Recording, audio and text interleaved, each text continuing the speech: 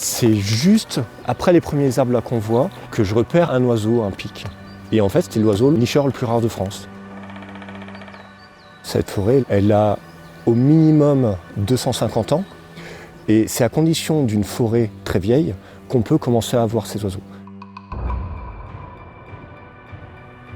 L'exploitation d'un domaine skiable et puis la protection de l'environnement, a priori, c'est une vraie dualité. Et je me suis dit que si je voulais continuer à travailler dans l'industrie du tourisme en montagne, il fallait que je résolve une question. Est-ce que c'est bien ou pas d'emmener des gens en montagne ?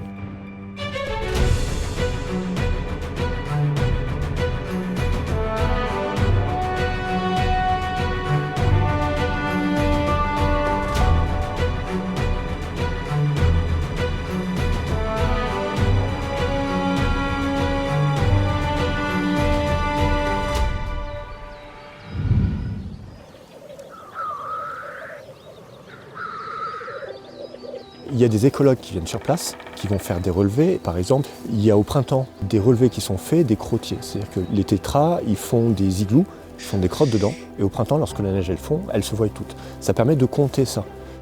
Il y a des comptages aux chiens d'arrêt, donc ça c'est une technique de chasseur surtout. Il y a des comptages aux champs. Et avec ça, on essaye d'estimer la population des tétras et de savoir où ils sont.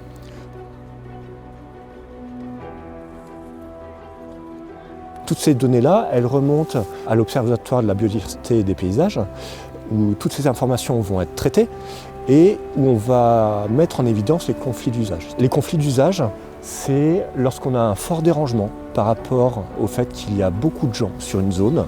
C'est un dérangement visuel, d'emplacement physique, de bruit, qui fait que les animaux vont s'écarter de cette zone-là, alors que c'est leur zone par exemple de repos ou c'est leur zone de nourrissage.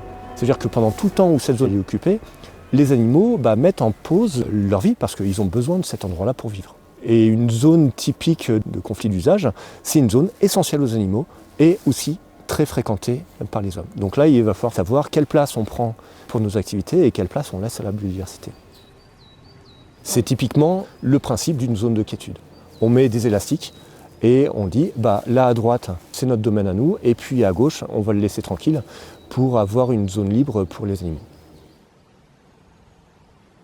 Une zone de conflit d'intérêt qui a été très rapidement mise en évidence, c'est les accidents qu'il peut y avoir entre les câbles de remontée mécanique et les oiseaux. On parle pas mal des tétraonidés et des galliformes, donc c'est des oiseaux de la famille des poules qui ne volent pas forcément très bien, pas forcément très haut. Et il y a déjà eu pas mal d'accidents répertoriés d'oiseaux qui viennent percuter un câble et qui en meurent.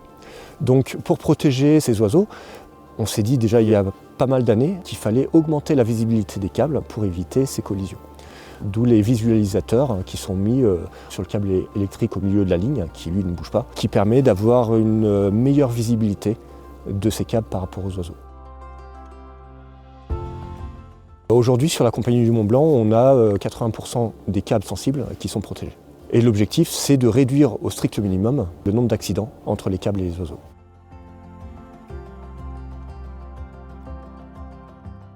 Les bouleaux, c'est vraiment là où les tétras ils viennent se nourrir, ils adorent ça. Et les tétras qui viennent manger là, ils ont leur zone de repos qui est dans les épicéas qui sont là-bas. Et entre les deux, en fait, on passe deux remontées mécaniques avec celle-là où en fait on voit les câbles qui sont protégés pour avoir une meilleure visualisation, pour pas que les tétras ils se les prennent avant d'arriver dans la zone de repos qui est aménagée là-bas et qui correspond aussi à la zone de quiétude. Mon activité hivernale, elle est d'être pisteur secouriste. Et en tant que pisteur secouriste, je ne peux pas me dédoubler et laisser à la maison ma casquette de naturaliste. Là, sur le domaine skiable, j'ai trouvé plusieurs espèces végétales protégées. J'ai aussi trouvé une espèce disparue depuis 150 ans sur le site. Et c'est actuellement la seule station dans les Alpes internes granitiques où elle avait été découverte à l'origine. Je pense que la seule raison valable d'emmener des gens en montagne, que ce soit à grande échelle, sur un domaine skiable ou à petite échelle en tant qu'accompagnateur en montagne, c'est de sensibiliser les gens avec des vraies connaissances. Cette sensibilité, ils la ramènent chez eux. Ce qui fait qu'à partir de là, je crois que le dérangement que j'aurais créé en emmenant les gens en montagne, il deviendra positif. Tant que je suis bien dans ce que je fais, tant que je suis en accord avec moi-même, je me dis qu'il y a d'espoir et que Je peux peut-être pas changer le monde, mais je peux changer ce qu'il y a juste autour de moi.